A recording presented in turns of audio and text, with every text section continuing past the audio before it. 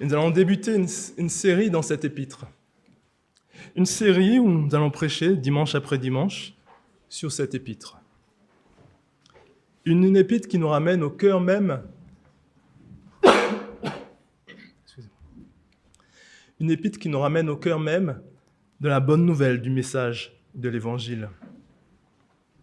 Une épître qui nous rappelle que dans nos faiblesses peut-être, dans nos détresses, dans nos peurs, dans nos craintes, face à un monde en mouvement, un monde bouleversé, un monde qui s'agite, nous pouvons aussi, face à cette crainte, avoir des doutes et peut-être subtilement substituer la bonne nouvelle du salut par Christ crucifié et ressuscité par un autre message.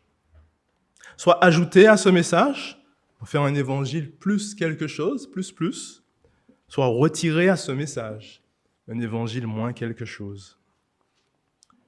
Et si nous sommes appelés à discerner ce qui est pour nous l'évangile, comprenons-nous bien le message de la bonne nouvelle du salut en Jésus-Christ qui nous a été offert. Nous allons donc dans l'épître aux Galates aujourd'hui, et la lettre nous encourage vraiment à demeurer attachés à ce message. Il n'y a point d'autre évangile, l'apôtre Paul le rappellera. Restez attachés à ce message pour ne pas être déstabilisés dans notre foi.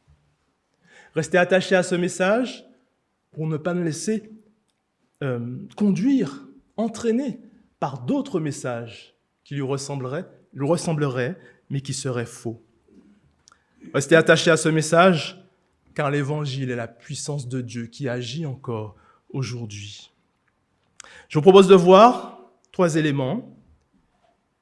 Que l'Évangile est d'abord le message venant de Dieu lui-même. Ensuite, que l'Évangile est un message suffisant. Et ensuite, que l'Évangile est un message libérateur. Lisons ensemble la lettre dans l'Épître aux Galates, dans la lettre aux Galates, au chapitre 1 et des versets 1 à 17. Galates chapitre 1, versets 1 à 17. Cette lettre vous est adressée par Paul, apôtre, non par une autorité humaine, ni par l'intermédiaire d'un homme, mais par Jésus-Christ et par Dieu le Père, qu'il a ressuscité d'entre les morts. Avec tous les frères qui sont avec moi, je salue les églises de la Galatie. Que la grâce et la paix vous soient données par Dieu notre Père et par le Seigneur Jésus-Christ. Le Christ s'est offert lui-même en sacrifice pour expier nos péchés, afin de nous délivrer du monde présent, dominé par le mal. Il a ainsi accompli la volonté de Dieu, notre Père, à qui soit la gloire pour l'éternité. Amen. Je m'étonne de la rapidité avec laquelle vous abandonnez celui qui vous a appelé par la grâce du Christ, pour vous tourner vers un autre message. Comme s'il pouvait y avoir un autre message. Non, il n'en existe pas d'autre. Mais il y a des gens qui sèment le trouble parmi vous et qui veulent renverser le message du Christ. Eh bien, si quelqu'un, même nous, même un ange du ciel, vous annonce un message différent de celui que nous vous avons annoncé, qu'il soit maudit, qu'il soit anathème dans d'autres versions. Je l'ai déjà dit et je le répète maintenant, si quelqu'un vous prêche un autre message que celui que vous avez reçu, qu'il soit maudit. Qu'en pensez-vous maintenant? Est-ce la faveur des hommes que je recherche ou celle de Dieu? Mon désir est-il de plaire aux hommes? Si je cherchais encore à plaire aux hommes, je ne serais pas serviteur de Christ. Je veux que vous le sachiez, frères. Le message que je vous ai annoncé n'est pas le fruit d'une pensée humaine, car je ne l'ai reçu d'aucun homme. Personne ne me l'a enseigné. C'est Jésus-Christ lui-même qui me l'a fait connaître par une révélation. Vous avez entendu parler de ma conduite passée à l'époque où je militais dans le judaïsme. Vous savez avec quel fanatisme je persécutais l'Église de Dieu, dans le but de la détruire. Dans la pratique du judaïsme, j'allais plus loin que la plupart des Juifs de ma génération. Et j'étais bien plus zélé qu'eux pour les traditions que j'avais reçues de mes ancêtres. Mais Dieu m'avait mis à part dès avant ma naissance, et dans sa grâce, il m'a appelé à le connaître. Aussi, dès qu'il lui plut de me révéler son Fils pour que je l'annonce aux non-juifs, je n'ai consulté personne. Je me suis même pas rendu à Jérusalem pour rencontrer ceux qui étaient déjà apôtres avant moi, mais je suis parti pour l'Arabie, et de là, je suis retourné à Damas. Ainsi la parole de Dieu. Je vais prier. Seigneur, merci pour ta parole, pour cette épître aux Galates qui souhaite nous rappeler l'essentiel de l'Évangile, de la bonne nouvelle du salut. Dispose nos cœurs à t'écouter ce matin. Renouvelle-nous par ta parole, renouvelle-nous par ta présence, restaure-nous dans nos faiblesses, dans nos échecs, dans nos limites. Chasse tout ce qui peut être de l'amertume, de la rancœur, et aide-nous à offrir le pardon, Seigneur. Que la puissance de l'Évangile puisse s'exprimer dans nos vies, que nous puissions le vivre déjà ici, pour l'offrir en dehors de l'Église, Seigneur. Nous te demandons de nous parler ce matin. Au nom de Jésus-Christ, amen. Alors, en lisant le message, en faisant la lecture, j'ai l'impression d'être l'apôtre Paul et je me rends compte que c'est assez direct quand même. Et on sent bien qu'il n'a pas envie de rigoler.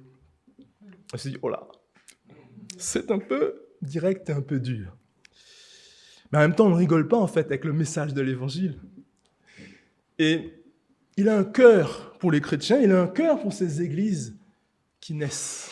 Ces églises qui sont là, qu'il a implantées lui-même dans la région et qui doivent perdurer solidement. Mais elles ont des défis à l'intérieur, et souvent, et elles ont des défis surtout à l'extérieur.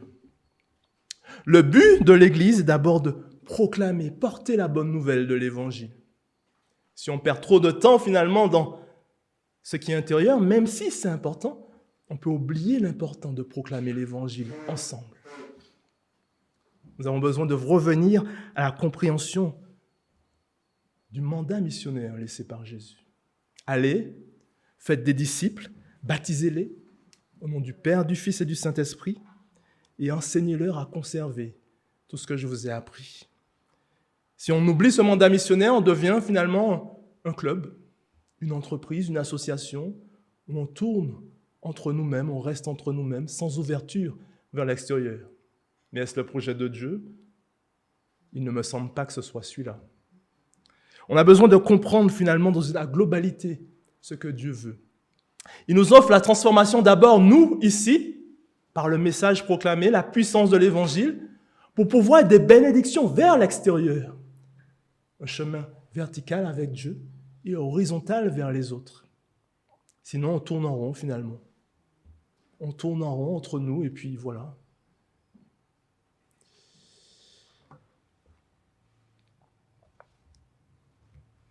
L'apôtre Paul le rappelle, cette lettre d'abord est adressée par Paul, apôtre, non par une autorité humaine, ni par l'intermédiaire d'un homme, mais par Jésus-Christ et par Dieu le Père, qu'il a ressuscité d'entre les morts.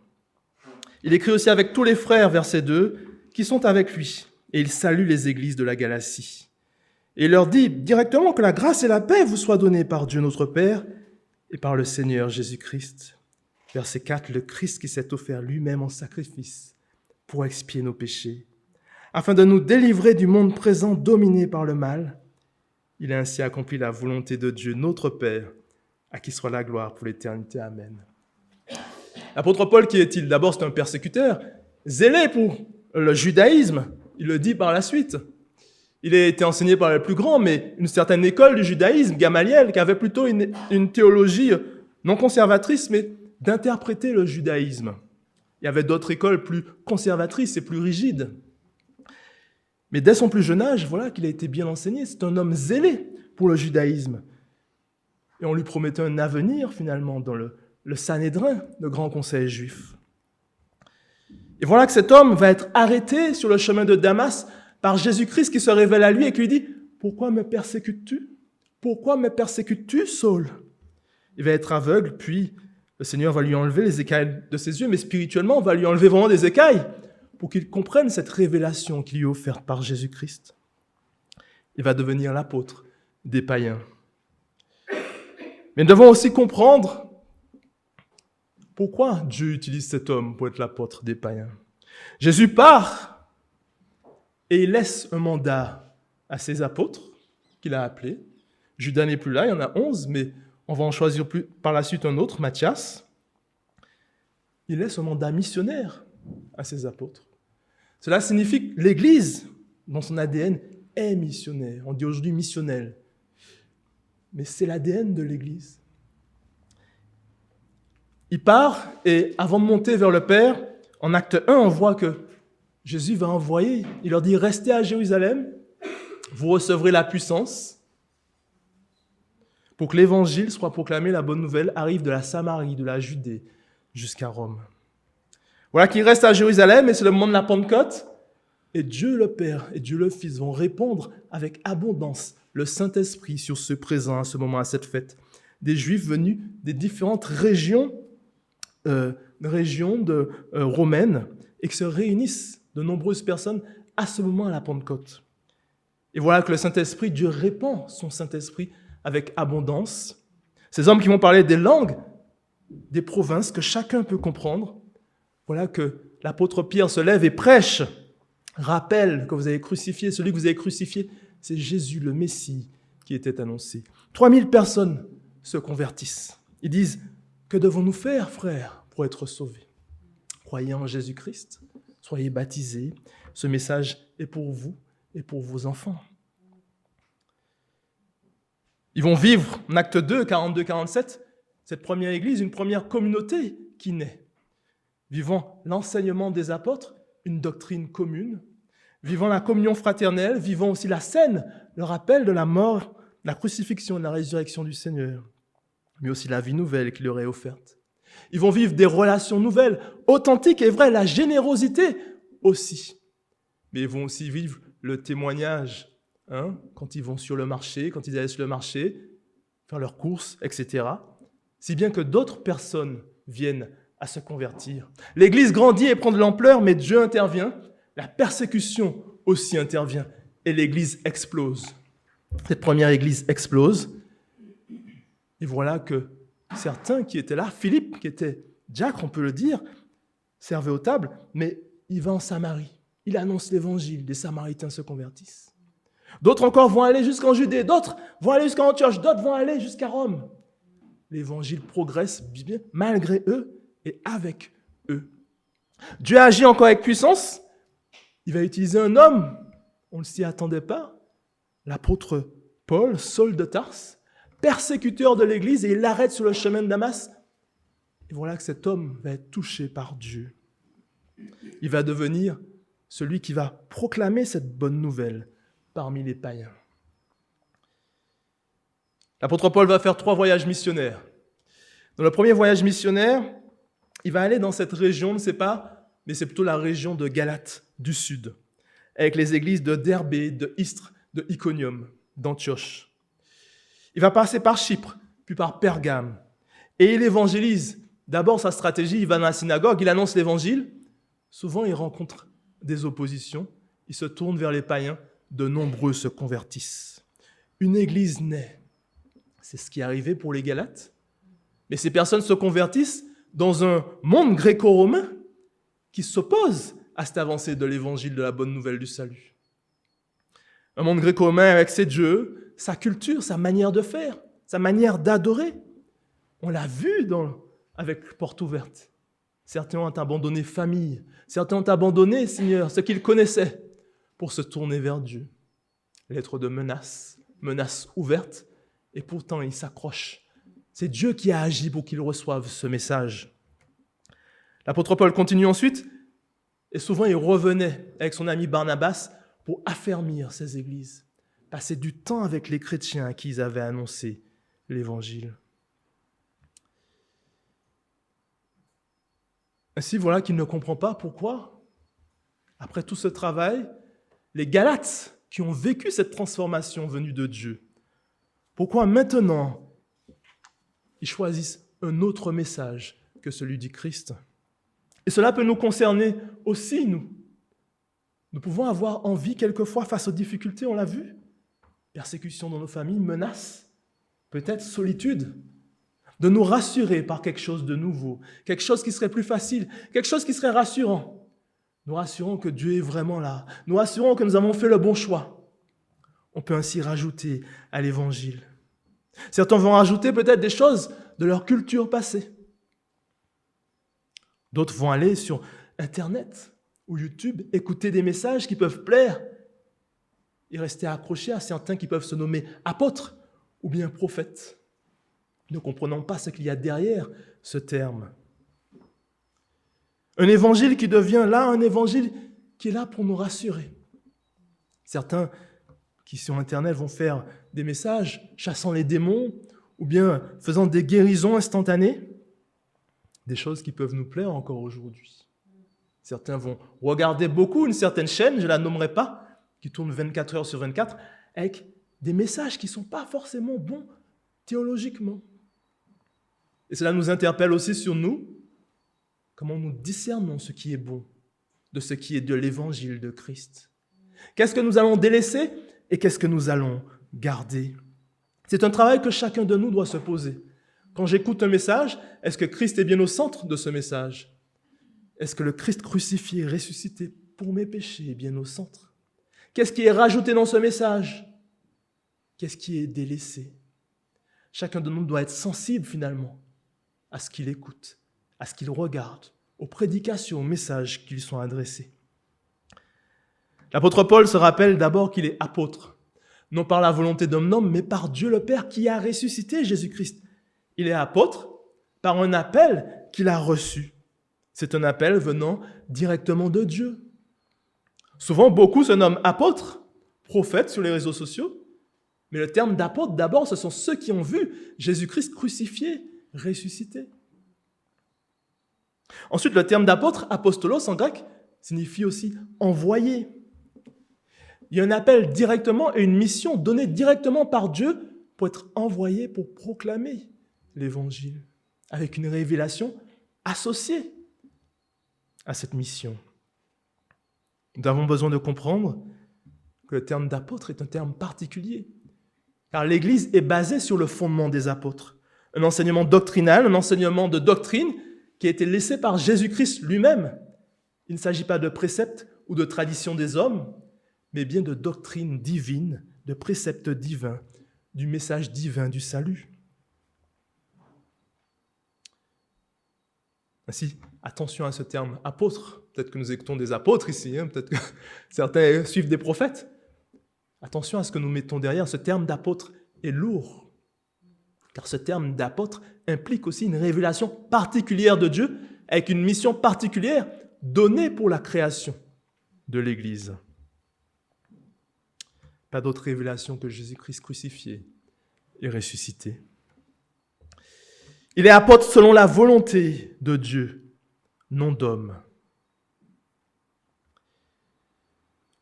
Ainsi, qu'en est-il pour nous de l'enseignement du Christ? Où en sommes-nous de l'Évangile? Que comprenons-nous aussi du message du salut? Deuxième élément, c'est que l'Évangile aussi se suffit à lui-même. L'Évangile suffit à lui-même. À partir du verset 6, il le dit « Je m'étonne de la rapidité avec laquelle vous abandonnez celui qui vous a appelé par la grâce du Christ. » Il va poursuivre. Comme s'il pouvait y avoir un autre message. Non, il n'en existe pas d'autre. Mais certains parmi vous souhaitent renverser le message du Christ.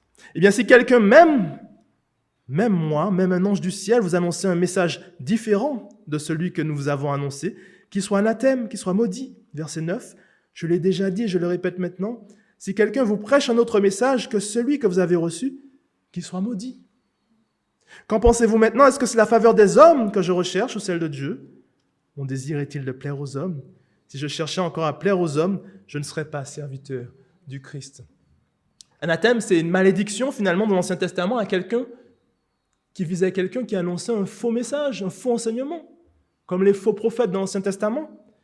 Il y a une malédiction associée à ce terme, mais aussi même une mort, mais aussi une mort éternelle.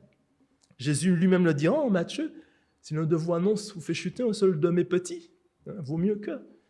Il y a une certaine malédiction associée au fait d'enseigner, de transmettre un faux enseignement qui ferait chuter plusieurs. Donc c'est quelque chose de sérieux. Il faut vraiment le considérer. Il n'y a pas d'autre évangile. Et il rappelle, il va même dans l'excès, si c'est un ange du ciel qui venait vous proclamer un autre message, si moi-même, moi Paul, qui vous ai transmis ce message du salut venait, qu'il soit anathème, qu'il soit maudit, c'est fort.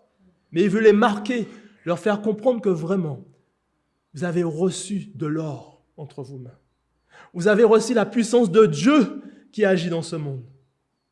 Ne le délaissez pas pour du bric-à-brac, quelque chose qui ne sauve pas, quelque chose qui n'est pas utile, quelque chose qui n'est pas solide. Il y a l'impression avec le terme grec ici que les Galates sont secoués dans tous les sens, déstabilisés dans leur foi. Au lieu de grandir dans leur foi, ils sont déstabilisés. Ils ne savent plus où tourner la tête, remués dans leur sens. Et Paul est chagriné, l'apôtre Paul est chagriné pour eux. La stratégie des docteurs, c'était de venir, des faux docteurs, faux enseignants, de venir avec des messages qui plaisent aux hommes. Ça a l'air bien, ça plaît, c'est plaisant. Et il y en a plein des messages. Moi, je regardais, il y a beaucoup de chaînes YouTube avec beaucoup de messages aujourd'hui. Il y a même des églises où le culte dure 4 heures. Des messages très très longs. Soyons attentifs finalement à qui nous suivons. Soyons attentifs à ce que nous écoutons. Il le dit, le but n'est pas de plaire aux hommes et il rentre directement finalement en confrontation avec ces faux enseignants. Une opposition qui est brutale, qui est réelle, mais qui est nécessaire. Si je cherchais à plaire aux hommes, je ne serais pas en opposition avec eux. Est-ce que je cherche à plaire aux hommes? Non. Le message que j'ai reçu vient directement de Dieu. Je ne peux pas chercher à plaire aux hommes. La bonne nouvelle du salut est une nouvelle qui est donnée par Dieu. Un don de Dieu, un don libre de Dieu que nous recevons par la foi. Un don que nous recevons par la grâce au moyen de la foi. Et la réforme protestante le rappelle, Luther, sola gratia, seule la grâce. Sola fide, seule la foi seule.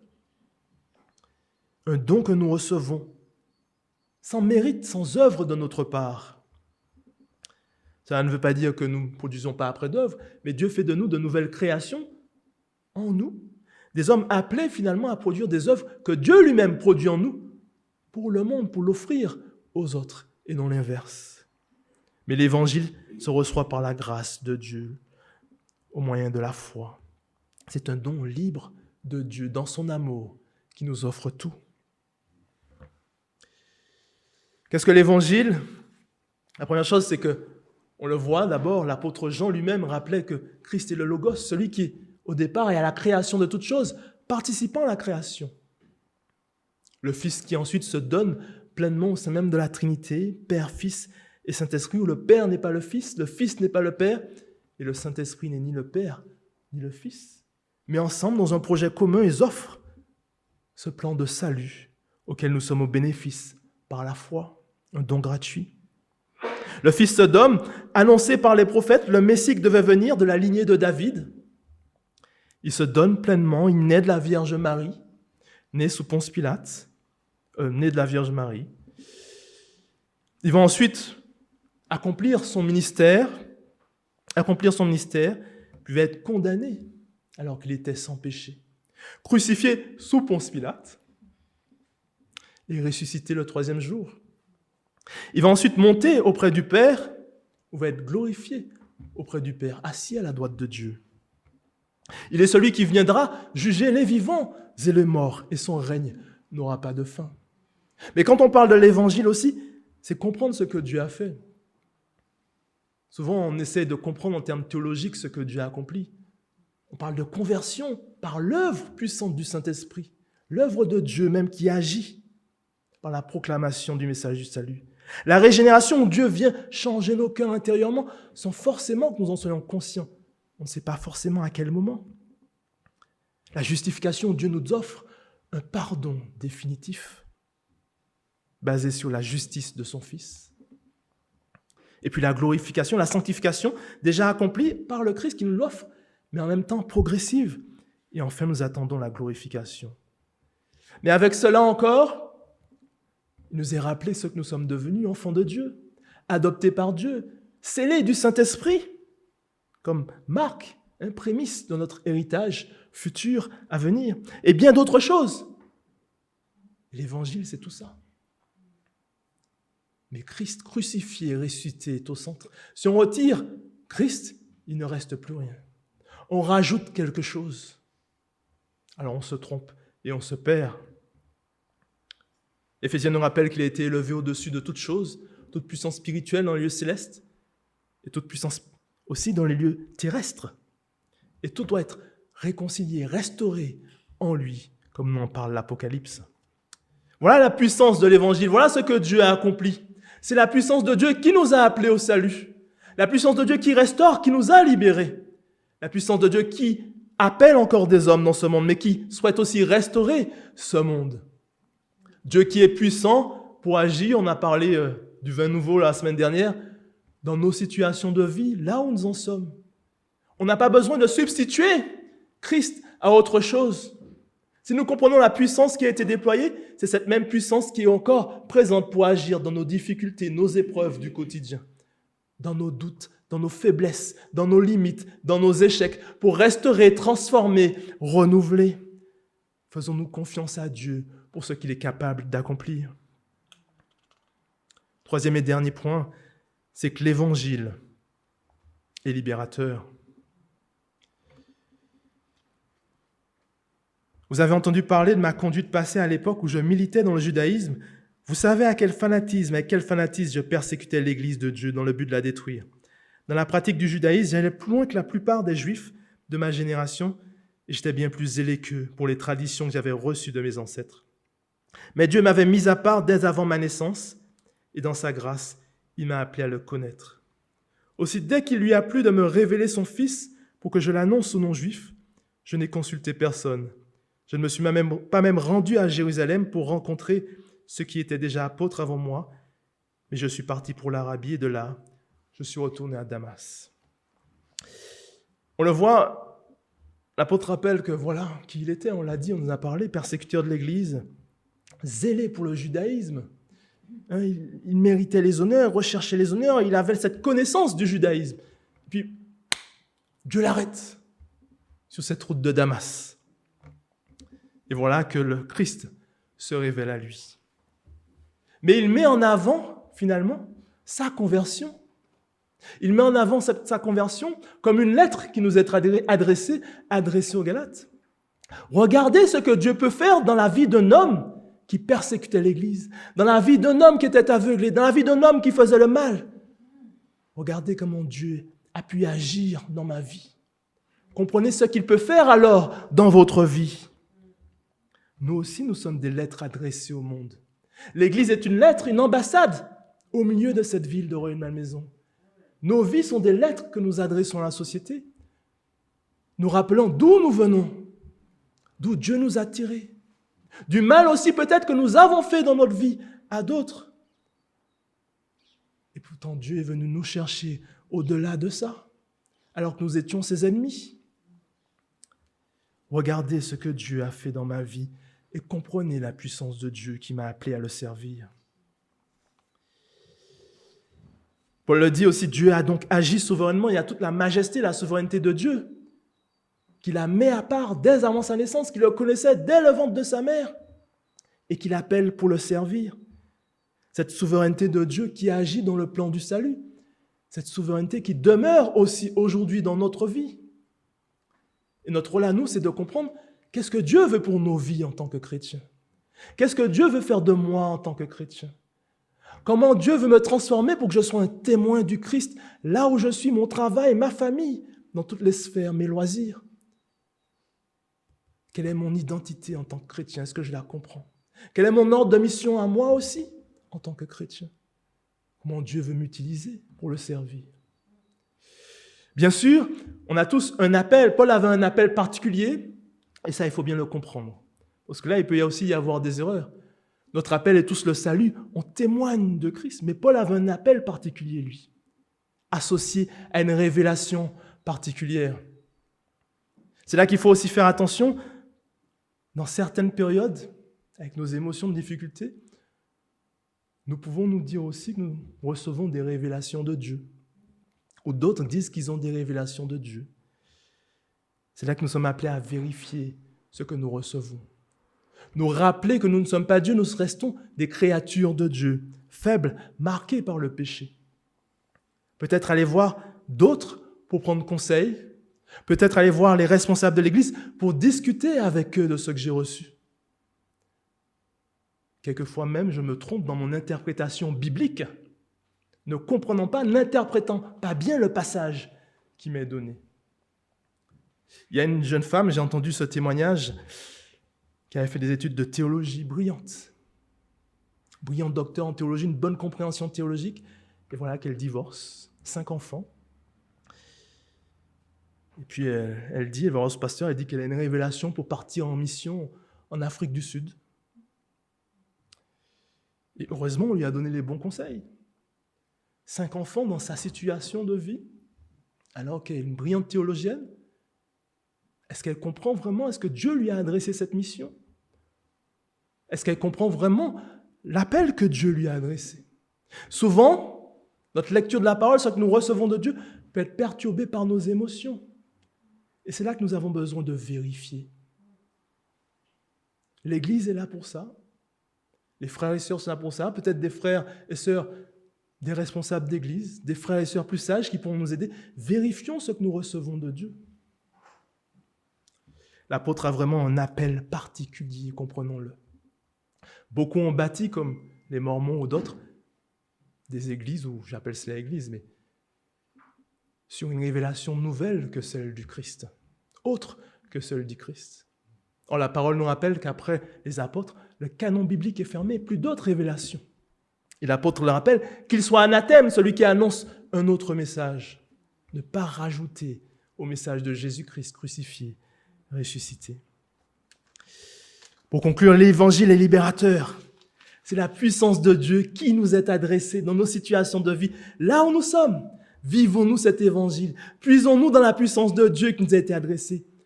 On l'a chanté, Dieu de l'impossible. Dieu est puissant encore aujourd'hui pour nous transformer, pour marcher avec nous dans nos situations.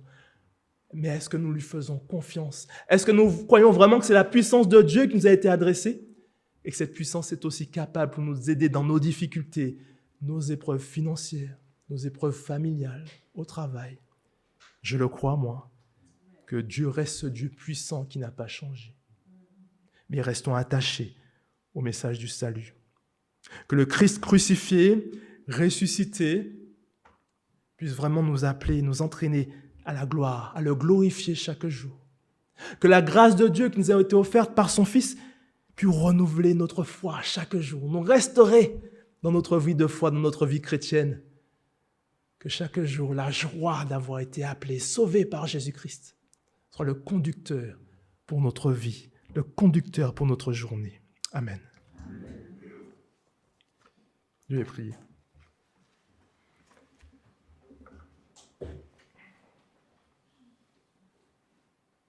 Seigneur, merci pour ce message, Seigneur, et je te prie qu'il puisse nous parler pour cette semaine qui va débuter.